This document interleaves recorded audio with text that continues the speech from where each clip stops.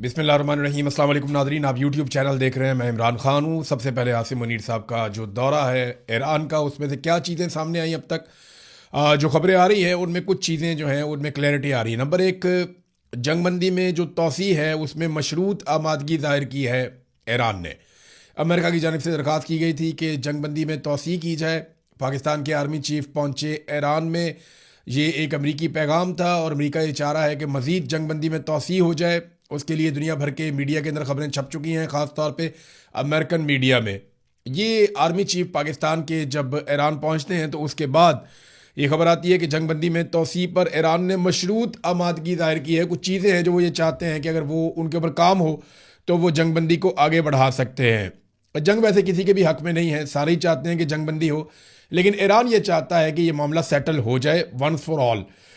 दूसरा, इसके अंदर एक और चीज़ जो सामने आई है कि आबना हुर्मुज़, ये अब अमेरिका के लिए बड़ा पंगा बन गया।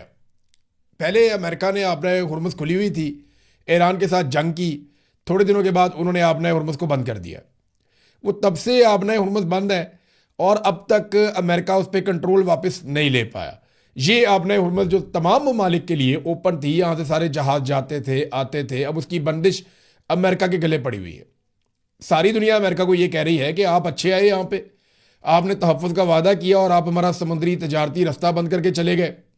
तो अमेरिका ने हिकमत अमली के तहत बैरूनी एक नाकाबंदी कर दी है आबना हुर्मुज़ की, और वो ये कहता है कि ईरान के साथ सेटलमेंट के तहत जो भी जहाज़ यहाँ से गुजरेगा या ईरानी जहाज़ यहाँ से गुजरेगा उसे हम रोक लेंगे। चाइना को वो नहीं रोक पा रहा, कुछ और जहाज़ हैं उन्हें वो नहीं रोक पा रहा, ईरान को वो रोक लेते हैं और इसके बदले में ईरान भी आबना हुर्मुज़ पे बाकी जहाज़ों को रोक लेता है।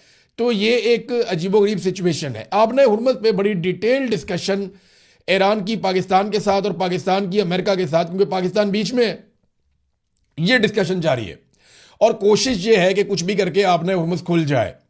ईरान इसमें एक मैकेनिज्म चाहता है। अभी इसके अंदर डिस्कशन चल रही है, मजीद ऑप्शन सामने रखे गए हैं। ये ऑप्शन अमेरिका के पास जाएंगे, अमेरिकन ऑप्शन यहाँ पे आएंगे, तो ये इट विल टेक टाइम, लेकिन यह है कि जल्द दोनों पार्टियां आमने सामने बैठ सकती हैं। आबना हुर्मुज़ खोलने पर जो मजीद ऑप्शन है वो ईरान ने दिए हैं। और तीसरा, एक और जो इंपॉर्टेंट चीज़ हुई, ईरान जो मुआहदा चाहता है, उन्होंने बड़ा कैटेगोरिकली बड़ा क्लियरली ईरान ने कहा कि हम एक मुकम्मल मुआहदा चाहते हैं जिसमें तमाम मसाइल को एड्रेस किया जाए और हर चीज़ के ऊपर हम चाहते हैं कि लॉक करें सिचुएशन को कि इसके ऊपर ये करना है, इसके ऊपर ये करना है, पाबंदियों का क्या बनेगा, वो हर चीज़ को एक मरतबा सेटल करना चाहते हैं। ये ईरानियों की सोच है। अमेरिका जो है वो फौरी तौर पर दो चीज़ें चाह रहा है। एक, वो ये चाह रहा है कि आबना हुर्मुज़ का मामला सेटल हो जाए, कुछ वहाँ पे मामला हल हो जाए, वो खुल जाए रास्ता। दूसरा, वो फौरी तौर पे जंगबंदी चाह रहा है कि ये जंगबंदी कंटिन्यू रहे लंबे अरसे तक, दोबारा लड़ाई ना हो। तो दो चीज़ें आपको मैं क्लियरली बता रहा हूँ कि ये अमेरिका की दो मुतालबात हैं कि दो चीज़ें फ़ौरन होनी चाहिए। बाकी चीज़ें वो कहते हैं जी कमेटियों के सपोर्ट कर देंगे, उन पर डिस्कशन करते रहेंगे, फ्यूचर में हमारी बातचीत चलती रहेगी, कोई ना कोई हल निकल आएगा। वो इस किस्म की चीज़ों में डाल रहे हैं। ईरान ये बड़ी अच्छी तरह जानता है कि अगर एक मरतबा यहाँ पे ये मुज़ाकरात हमने ख़त्म कर दिए और हमने चंद चीज़ों पे आमादगी ज़ाहिर कर दी कि ये आबना हुर्मुज़ भी खुल गई है और जंगबंदी में भी तोसी हो गई है, तो होगा क्या? बाद में जो बाकी चीज़ें हैं ईरान पे पाबंदियों के हवाले से या ईरान के मुंजमद असासों के हवाले से या खित्ते के दीगर मामलात के हवाले से, अगर वो सारी चीज़ें कमेटियों के हवाले कर दी गई या ये कह दिया गया कि आइंदा के मुज़ाकरात में इन चीज़ों को डील किया जाएगा, तो फिर वो चीज़ें कभी भी डील नहीं होंगी। यानी यहाँ पे इंटरनेशनली ना एक बात बड़ी ज़बरदस्त सबक है सीखने वाला। जिस किसी ने भी इस बात पे भरोसा किया ना कि अब गारंटी मिल गई है और आइंदा ये हो जाएगा तो मैं कब्जा छोड़ देता हूं, उसने बाद में नुकसान उठाया। यूक्रेन जो है वो एक एटमी पावर था, उसको गारंटियां मिल गई, उसने अपना स्टेटस खत्म कर दिया, भुगत रहा है बाद में। ऐसा ही कुछ रशिया के साथ भी हुआ। दुनिया के कई ममालिक के साथ इस तरह की चीजें हो चुकी हैं। पाकिस्तान के साथ हुआ। पाकिस्तान को लगा कि अक़वाम मुत्तहिदा की करारदाद आ गई है, अब कश्मीर का मसला जो है वो कश्मीरियों के हक के खुद इरादियत के तहत हल हो जाएगा, कश्मीरी वोट डालेंगे और फैसला हो जाएगा। तो ये भरोसा करके पाकिस्तानी पीछे हट गए और वो दिन और आज का दिन कश्मीरियों को उनका हक नहीं मिला। यही मामला जो है फ़लस्तीनियों के साथ हुआ। लिहाजा ईरान ये समझता है कि ये गारंटियां कुछ नहीं होती। जब तक आप अपनी ताकत के बलबूते पे किसी जगह पे बैठे हैं और जब तक आप इस पोजीशन में हैं कि आप अपनी बात मनवा सकते हैं, तब तक ही आप अपनी बात मनवा सकते हैं। तो ईरान ये चाहता है कि जो भी चीज़ें हैं वो अभी तय हो जाए और बाद के लिए कोई भी चीज़ पेंडिंग ना छोड़ी जाए। मुज़ाकरात के लिए एक मशरूत आमादगी है ईरान की कि वो ये चाहते हैं कि अब संजीदा मुज़ाकरात हों और पिछली मरतबा की तरह एकदम बातचीत करते करते गायब ना हो जाए दूसरा वफद। अगर 2 4 5 दिन बैठना भी पड़े तो वो बैठें और कंक्रीट मुज़ाकरात करके किसी नतीजे पर पहुंचे। और दूसरा, ईरान बैनुल-अक़वामी सतह पे बड़ी गारंटीज चाहता है, जिन गारंटीज की मौजूदगी में आइंदा ईरान के साथ धोखा ना किया जा सके। अब ये चीज़ें निकल रही हैं आसिम मुनीर साहब की जो एक दौरा हुआ और जो उनकी मुलाकातें हुई ईरान में, उस हवाले से मैंने आपको बताया। नाज़रीन, अब थोड़ा सा मैं आपको पाकिस्तान के बारे में कुछ खबरें दूंगा और फिर इंटरनेशनल खबरों पे हम वापस जाएंगे। अलीमा खानम पे ताबड़तोड़ हमले किए जा रहे हैं।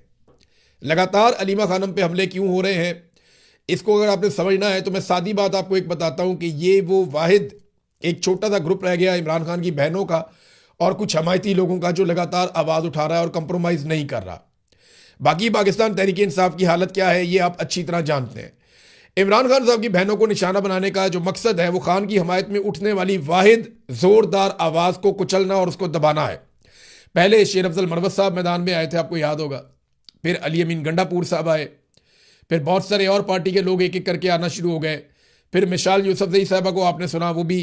फिर अब सलमान अकरम राजा साहब को आपने सुना, वो बहुत गुस्से में बोल रहे थे। और अब बैरिस्टर सैफ ने भी अलीमा खानम के ऊपर इल्ज़ामात लगाए हैं कि वो पार्टी के फैसले करती हैं और इमरान खान के हुक्म की खिलाफ वर्जी हो रही है। जनाब के इमरान खान ने कहा था कि फैसले नहीं करने इन्होंने, तो ये फैसले पार्टी के करती हैं और कोई इन्हें रोक नहीं पाता, ये बैरिस्टर सैफ ने दावा किया। देखिए मसला है क्या, इमरान खान की बहनें मुज़ाहमत का कह रही हैं जबकि पाकिस्तान तहरीक इंसाफ मफामत का कह रही है। ये है असल फड्डा। तहरीक इंसाफ को एस्टेब्लिशमेंट ने इस बात का यकीन दिला दिया है, या तहरीक इंसाफ को एस्टेब्लिशमेंट ने आगाह कर दिया है कि आप बिला वजह जोर लगा रहे हैं और इसके नतीजे में आपके ऊपर मजीद सख्तियां होंगी। अगर माजी में गोली चली है तो अब भी चल सकती है। जितने लोगों ने भी मज़ाहमत की सियासत की वो सारे MNAs नहीं रहे, वो सारे के सारे अपने घरों में बैठे हुए हैं। चाहे कोई भी है, आप देख लेना, गौर कर लें, कोई जेलों में है, कोई घरों में है। जो मुज़ाहमत करेगा उसको एस्टेब्लिशमेंट ने कहा जी हम कुचल देंगे, अब आप अगले इलेक्शन का इंतजार करें। तो पाकिस्तान तहरीक इंसाफ के अक्सर लोग ज़हनी तौर पे ये बात तस्लीम कर चुके हैं कि उन्हें अगले इलेक्शन का इंतजार करना पड़ेगा और मिन्नत तरला किए बगैर, कोई डील किए बगैर इमरान खान को बाहर नहीं निकाला जा सकता। ये पाकिस्तान तहरीक इंसाफ के अक्सर लोग अपने दिमाग में बैठा चुके हैं। अब इमरान खान की बहनें जब कहती हैं कि मुज़ाहमत करो, निकलो, जैसा कि इमरान खान भी कहते हैं जेल के अंदर, अब जब वो मुज़ाहमत का कहते हैं तो इन लोगों को तकलीफ होती है, क्योंकि जब वो मुज़ाहमत का कहते हैं तो सोशल मीडिया पे इनके ऊपर तनकीद होती है कि जनाब आपको मुज़ाहमत का कहा जा रहा है, मुज़ाहमत करते क्यों नहीं है। लेकिन आप गौर करें, जहां से भी कोई कहेगा मुज़ाहमत करो, वहां पे तहरीक इंसाफ की लीडरशिप उसके खिलाफ हो जाएगी, सोशल मीडिया के खिलाफ हो जाते हैं। हालांकि यही सोशल मीडिया अपने घरों में बैठकर इलेक्शन जितवा रहा था तब बहुत अच्छा था। अब ये अपने घरों में बैठ के या बाहर मुल्कों में जहां जहां ये लोग मौजूद हैं, अगर वो वहां पे मुज़ाहमत का कह रहे हैं तो बहुत बुरे हैं। एक चीज और है, मुज़ाहमत के लिए लोगों को पाकिस्तान तहरीक इंसाफ उस तरह निकाल भी नहीं पाई। एक तहरीक चलाने का तरीक़ाकार होता है, लोगों को मोटिवेट किया जाता है, इकट्ठा किया जाता है, मोमेंटम बनाया जाता है, जैसे इमरान खान साहब बनाते थे। वो मोमेंटम भी कोई नहीं बन रहा। तो तहरीक इंसाफ के दिमाग में ये बात बैठ गई है कि डील ही होनी है जब भी होनी है। वो मुफाहमत के चक्कर में है, इमरान खान की बहनें जो है मुज़ाहमत के चक्कर में, और अब उन पर इल्ज़ाम लग रहा है कि जनाब ये फैसले करती हैं पार्टी। मैं एक चीज़ आपको बताता हूं, देखें इमरान खान की बहनों ने पार्टी का कौन सा फैसला किया, कोई एक बता दें। ये जो MNAs, MPAs, सेनेटर्स को टिकट मिले, ये इमरान खान की बहनों ने दिए? नहीं, कोई भी नहीं दिए। ये जो इंडोर एहतजाज हुआ इमरान खान साहब की आंख का मामला होने पर, क्या ये इमरान खान की बहनों ने कहा था कि आप इंडोर एहतजाज करें? वज़ीर आला खैबर पख्तूनख्वा जो है वो KPA उसके अंदर एहतजाज कर रहे थे, और MNAs और सेनेटर वगैरह जो है वो पार्लियामेंट के अंदर एहतजाज कर रहे थे। तो इंडोर एहतजाज इमरान खान की बहनों ने तो नहीं कहा था।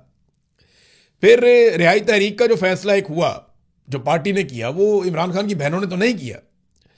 फिर काबीना क्या होगी इसका फैसला भी पार्टी ने किया, इमरान खान की बहनों ने नहीं किया। जलसा करना है ये फैसला पार्टी का था, इमरान खान की बहनों का नहीं था। जलसा मनसूख करना है ये फैसला भी पार्टी का था, इमरान खान की बहनों का नहीं था। लाहौर, कराची और कोयटा में जाना है सुहेल अफरीदी ने, वहां पे जाके जो है वो रैलियां निकालनी है, ये फैसला पार्टी का था, इमरान खान की बहनों का तो फैसला नहीं था। तो सिर्फ इमरान खान साहब के मामलात में वो बोलती हैं, पार्टी के मामलात में नहीं बोलती। और देखें, इमरान खान को बाहर निकालने के लिए वो इमरान खान की पार्टी को ही कहेंगी ना, उन्हीं अहदेदारों को कहेंगी जो बेनिफिशियरी है इमरान खान के। यानी जो लोग इमरान खान के साथी होने के और वफादार होने के दावेदार हैं, वो उन्हीं को कहेंगी ना कि निकलो अपनी वफादारी दिखाओ। और तो वो किसी को कह नहीं सकती। या वो आसिम मुनीर को कहना शुरू हो जाए या शहबाज शरीफ को कहना शुरू हो जाए जाके कि तुम निकालो इमरान खान को बाहर, तुम निकल के एहतजाज क्यों नहीं करते? भाई उन्होंने तो अंदर डाला हुआ है।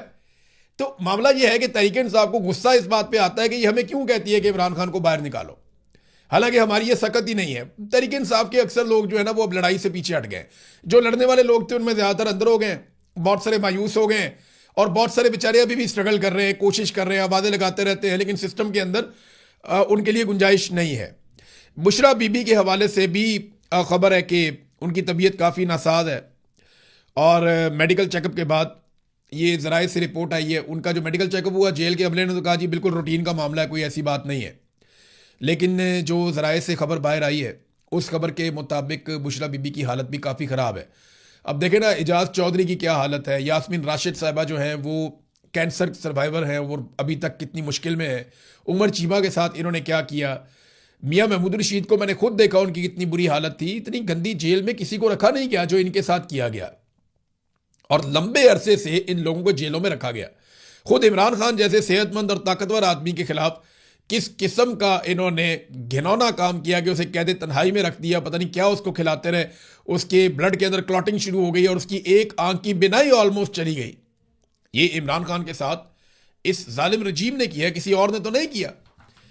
तो नाजरीन, एक और चीज़ मैं आपके सामने अब रखता हूँ। इस हुकूमत ने एक तो अपने मुखालिफिन को मुकम्मल तौर पे कुचला है और ये सिलसिला भी वो जारी रखेंगे।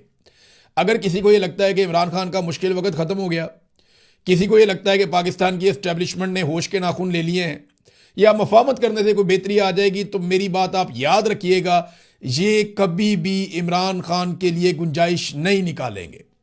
इमरान खान को ये कभी भी मौका नहीं देंगे, क्योंकि इमरान खान ने एस्टेब्लिशमेंट के वो कपड़े उतार दिए हैं जो एस्टेब्लिशमेंट को अब नंगा दिखा रहे हैं पाकिस्तान में। ये बात आप याद रखिएगा कि एस्टेब्लिशमेंट ने सारे सियासतदानों से लड़ाई की है, लेकिन वो कभी बदनाम नहीं हुई। अब एस्टेब्लिशमेंट के साथ जो हो गया है वो इसके लिए इमरान खान को जिम्मेदार समझते हैं कि इसने सबको बता दिया कि हम असल में कौन है, इसने सबको बता दिया कि हमने क्या किया, और यही गुस्सा है उन्हें इमरान खान पे और उन लोगों पे जो इमरान खान के नैरेटिव को या बयानिए को फॉलो करते हैं या उसको लोगों तक पहुंचाते हैं। अब मैं आपको एक चीज बताता हूं कि इनकी नीयत कैसी है। पाकिस्तान तो चल नहीं रहा, इकॉनमी तो पीछे की तरफ जा रही है आगे जाने की बजाय। आसिम मुनीर साहब ने जो दावे किए थे 75 अरब डॉलर्स पाकिस्तान में लेकर आने के, वैसे तो ये दावे 200 अरब डॉलर तक जाते थे, लेकिन 75 अरब डॉलर के तो स्टेट अवे आसिम मुनीर साहब ने ताजरों के सामने बैठकर दावे कर दिए थे कि 75 अरब डॉलर मैं पाकिस्तान में लेकर आ रहा हूं, SIFC बन गई है, बेफिक्र हो जाए आप। ये आज से 2.5 साल पुरानी बात है, 2.5 साल 3 साल हो गए। 1 रुपए की इन्वेस्टमेंट ये पाकिस्तान में नहीं ला पाए, बल्कि पाकिस्तान से इन 3 सालों में 100 अरब डॉलर बाहर निकल गया। लोग अपना पैसा पाकिस्तान से लेकर बाहर चले गए। ये है टोटल कारकर्दगी। जब आलमी सतह के ऊपर लोगों को रिलीफ देने के लिए हुकूमतें अपने टैक्सेस को कम कर रही हैं कि जनाब पेट्रोलियम मसनूआत के ऊपर जो हम टैक्सेस ले रहे थे उनको हम थोड़ा कम कर देते हैं ताकि आम आदमी को रिलीफ मिल जाए, या पाकिस्तान में क्या हो रहा है ये देखें डाटा। ये जो मौजूदा माली साल है ना, इसमें अभी तक इन्होंने 400 अरब इजाफी लेवी वसूल कर ली है। 400 अरब रुपए की इजाफी लेवी वसूल कर ली है पेट्रोलियम मसनूआत के ऊपर पाकिस्तान की हुकूमत ने इस माली साल में। और एक और चीज बताता हूं, सिर्फ मार्च के महीने में जंग लगी थी ना, तो इनको लेवी खत्म कर दी चाहिए थी ताकि आम आदमी को रिलीफ मिलता। इन्होंने लेवी को बढ़ा दिया और सिर्फ मार्च के महीने में 52 अरब रुपए की इजाफी लेवी इन्होंने वसूल कर ली पिछले साल की निस्बत। यानी पिछले साल इन्होंने जितनी लेवी वसूल की थी उससे 52 अरब इन्होंने ज्यादा मार्च के महीने में वसूल कर लिया। अंदाजा कीजिए आप कि ये कौम के खैर ख्वाह हैं। जहां पे टैक्स कम करने की जरूरत थी वहां इन्होंने टैक्स बढ़ा दिया, और अब लोड शेडिंग दबा के कर रहे हैं, दबा के लोड शेडिंग कर रहे हैं। पाकिस्तान के अंदर कई इलाकों में 1 घंटा बिजली आती है, 1 घंटा बिजली जाती है। कभी झूठ बोलते हैं कि जी दिन को नहीं जा रही, कभी झूठ बोलते हैं जी रात को फलां जगह पे नहीं जा रही। जनाब हम पीक आवर में सिर्फ 2 घंटे भेज रहे हैं, ये 6 घंटे से लेके 14 घंटे तक भी लोड शेडिंग लोग रिपोर्ट कर रहे हैं।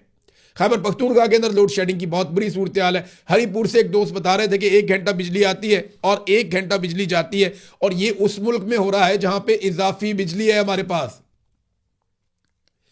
हमारी जरूरत 25,000 मेगावाट के आसपास रहती है, हमारे पास जो कैपेसिटी है वो 45,000 मेगावाट प्लस है। हम जितनी बिजली पैदा करते हैं उससे दुगनी बिजली पैदा करने की हमारे पास सलाहियत है। हमारे वुज़रा ने कहा कि टैंकर्स हमारे साहिलों के ऊपर लाइनें लगी हुई हैं, हमारे पास गैस और पेट्रोल की कोई किल्लत नहीं है, बेफिक्र हो जाएं आप, कोई परेशानी वाली बात नहीं है, हमारे वुज़रा ने कहा था।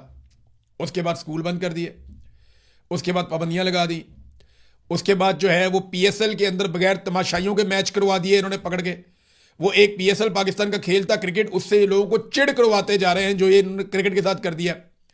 यानी पीएसएल को बगैर तमाशाइयों के कर दिया इन्होंने कि यहां पे अब तमाशाई नहीं आएंगे। ये है इनके हालात, और अपने प्रोटोकॉल वैसे के वैसे ही हैं। बिलावल कहीं जाता है तो देखे ना, ये मरियम नवाज कहीं जाती है तो देखे ना, ये शहबाज शरीफ या जरदारी उस दिन वो किसी दवा के ऊपर गए, वो देखे आप 40-40 गाड़ियों के काफिले, इनकी गाड़ियां, इनके अल्ले तलल्ले और इनकी अयाशियां खत्म ही नहीं हो रही, और कौम को इन्होंने लगाया हुआ जनाब पैसे बचाओ। फिर जब ये कहीं जाते हैं सारी सड़कें बंद कर देते हैं, हर तरफ लोगों का फ्यूल ज़ाया होता है। तो ये लोगों से कुर्बानी लेते हैं, खुद कुर्बानी देते नहीं है। अब अवाम को एक खुशखबरी सुनाई है अवैस लगारी ने। जनाब मिनिस्टर साहब आए ना तो खुशखबरी उन्होंने देनी थी, और खुशखबरी उन्होंने दी है कि अवाम के लिए बड़ी खुशखबरी है कि ये आर्जी लोड शेडिंग है, कि ये सारी ज़िंदगी नहीं होगी, ये आर्जी लोड शेडिंग है। और भाई आर्जी होती है लोड शेडिंग, मुस्तकिल कहाँ होती है। आपका इम्तिहान आता है मुश्किल वक्त में कि आप कैसे खड़े हुए, मुश्किल वक्त में आप हमेशा लेट जाते हैं। थोड़ी सी जंग लगी है, आपने अपना बनाया हुआ डीजल जो पाकिस्तान के अंदर तैयार होता है उसको भी महंगा कर दिया बाहर के खाते में डाल के। आपने इसको लिया एक मौके के तौर पे, एक अपॉर्चुनिटी है। पहले जो है वो आपने एक माफिया उसको पैसा बनाने का मौका दिया, फिर दूसरे माफिया को पैसा बनाने का मौका दिया, अब आप आईपीपी माफिया को भी नवाज रहे हैं। ये वो टाइम था कि उन्होंने अरबों डॉलर पाकिस्तान से कमाए हैं, तो चलो थोड़े दिन कुछ कम कमा लेते। मैं ये नहीं कह रहा कि वो नुकसान में जाते, नुकसान में नहीं जाते, उनकी कमाई थोड़ी सी कम हो जाती, लेकिन इनको ये भी वारा नहीं खाता। ये उनको कैपेसिटी पेमेंट की मद में अभी इन्होंने कितना पैसा दिया पता आपको? ये 2 ट्रिलियन इन्होंने अभी देना उनको दोबारा, 2000 अरब के करीब इन्होंने फिर हर साल ये उनको इतना पैसा दे रहे हैं। और ये पैसा वो है कि बिजली वो नहीं बनाते, बिजली का पैसा हम देते हैं। ये कैपेसिटी पेमेंट है 1900-2000 अरब। ये 2000 अरब कोई छोटी अमाउंट नहीं होती।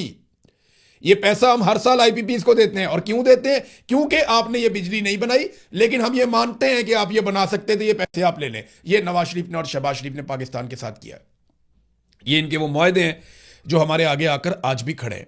हालात इनके ये हैं कि एक एक बच्चे को दोबारा इंजेक्शन की सिरिंज लगाई जा रही है। बीबीसी ने रिपोर्ट किया तो उसके पीछे पड़ गए बजाय इसके कि अपना किबला दुरुस्त करें। 300 से ज्यादा बच्चे एड्स का शिकार हो गए हैं पंजाब में। किस वजह से? और ये तो कहीं अफ्रीकन ममालिक में भी नहीं होता कि बच्चों को बार बार वही सिरिंजें लगाई जाओ। वहां भी नहीं होता ऐसे जो पाकिस्तान के अंदर कर रहे हैं अस्पतालों के अंदर। मरियम नवाज का फोटो चिपकाया हुआ है अस्पताल पे, लेकिन अंदर बच्चों को इंजेक्शन लगा रहे हैं। सेहतमंद बच्चा आता है उसको एड्स का शिकार करके भिजवा देते हैं। ये हालात इन्होंने कर दिए हैं पंजाब के अंदर। और इश्तिहार इनके आप चेक करें, इनकी आप अय्याशियां चेक करें कि इनको 11-11 अरब के जहाज चाहिए सैर सपाटे के लिए। अब आ जाए नाज़रीन वापस थोड़ा सा इंटरनेशनल न्यूज़ के ऊपर। तो अमरीकी वज़ीर दिफा पीट हेग्सेथ ने कहा है कि अमरीका जो है वो अपना मुहासरा और ब्लॉकेज वो जारी रखेगा, चाहे जितना मर्जी वक्त इसके लिए दरकार हो। और ईरान को धमकी लगाई जा रही है कि फौरी तौर पर एक डील के ऊपर आमादा हो जाए, वरना बहुत बड़ा उसके इंफ्रास्ट्रक्चर को नुकसान पहुंचेगा। ये पहले भी कह चुके हैं कि हम बमों के साथ मुज़ाकरात करते हैं, यानी हम मारते हैं और दूसरे को कहते हैं मुज़ाकरात के लिए आमादा हो जाओ। ईरान ने खबरदार किया है कि हम अमरीकी बहरी जहाज़ों को यहां पुलिसिंग करने पर, वो पुलिस बन गए ना यहाँ पे आके कि हमने यहाँ पे रोक लिया, ये जाएगा ये नहीं जाएगा, हम यहाँ से किसी को नहीं गुजरने देंगे, आपने हुर्मुज़ को आपने अंदर से अपने बाहर से बंद कर दिया है, तो वो यहाँ पे पुलिसिंग कर रहा है। इस पे ईरान ने खबरदार किया है कि अमरीकी जहाज़ों को हम यहाँ पे डुबो देंगे। क्या ईरान ऐसा कर सकता है? ये एक ऐसा सवाल है जिसका जवाब अभी हमारे पास नहीं है। लेकिन ईरान ने अमरीकी जहाज़ों के ऊपर अटैक किया माजी में, कुछ नुकसान रिपोर्ट भी हुआ है। अमरीकी अड्डे तो बहुत बुरी तरह तबाह किए हैं ईरान ने, ये भी हमने देखा। अमेरिका के तैयारों को ऐसा लगता है कि नाप के उन्होंने मारा है और ऐसे एक्यूरेट फायर किए उनके मिसाइलों ने, वो भी हमने देखा। अमेरिका का अवाक्स बहुत बड़ा तैयारा है, बहुत कीमती तैयारा था, वो बीच में से दो कर दिया था ईरान ने। तो क्या बहरी जहाज़ों को ईरान निशाना बना सकता है? ये जंग का एक नेक्स्ट लेवल हो सकता है। ईरान ने खबरदार किया है, तो इससे पहले उन्होंने जिन चीज़ों पे खबरदार किया उन्होंने वो करके दिखाई, और अब वो एक और खबरदार कर रहे हैं, तो मामला संगीन है। अमेरिका को जल्द ही किसी ना किसी नतीजे पर पहुंचना पड़ेगा और ईरान के साथ एक डील करनी पड़ेगी। वो मैंने पहले आपको बताया कि आसिम मुनीर साहब को जब ईरान वो गए हैं तो जिन चीज़ों पे बातचीत हुई, कुछ चीज़ें मैंने आपके सामने रखी कि ईरान ने कुछ चीज़ों को मशरूत किया है। अब आ जाए नाजरीन, अमेरिका इसराइल को मजीद असला फरोख्त करने जा रहा है। अमेरिकी सेनेट ने रोकने की कोशिश की लेकिन वो कामयाब नहीं हुए। ट्रंप के पास अक्सरियत है तो वो अब इसराइल को असला फरोख्त करेगा। अब मामला ये है कि बोर्ड ऑफ पीस में हम बैठे हुए हैं, इसराइल को असला मजीद मिल रहा है, वो असला कहाँ इस्तेमाल करेगा इसराइल? एक तरफ अमेरिका कहता है कि ईरान के पास असला नहीं होना चाहिए, लबनान के पास असला नहीं होना चाहिए, गजा के मुसलमानों के पास असला नहीं होना चाहिए, इराक के पास असलहा नहीं होना चाहिए, शामियों के पास असलहा नहीं होना चाहिए, और सेम टाइम में वो इसराइल को असला भेजता भी है। अरब ममालिक के पास जो असलहा है वो अमेरिका का है, क्योंकि वहाँ सारा सिस्टम लगा हुआ ही अमेरिका का है। तो ये समझ नहीं आ रही मुझे कि खाली इसराइल को इतना असला देकर इस खित्ते में कौन सा अमन कायम किया जा सकता है, और पाकिस्तान बोर्ड ऑफ पीस में बैठकर इस पे बात क्यों नहीं करता? ना सिर्फ पाकिस्तान बल्कि बाकी मुल्कों को भी इस पे बात करनी चाहिए। अब तक के लिए इतना ही। अपना ख्याल रखिएगा, अपने इस चैनल का भी। अल्लाह हाफ़िज़।